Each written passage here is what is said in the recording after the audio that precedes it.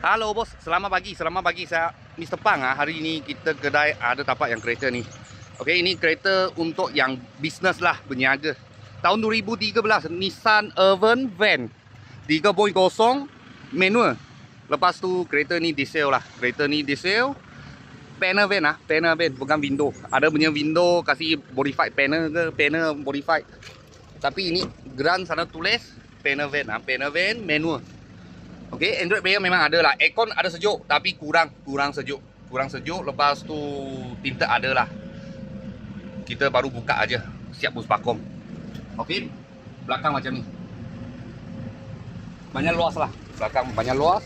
Ini sebiji panel van. Panel van satu pintu boleh buka aja sebelah sini. Dalam macam ni.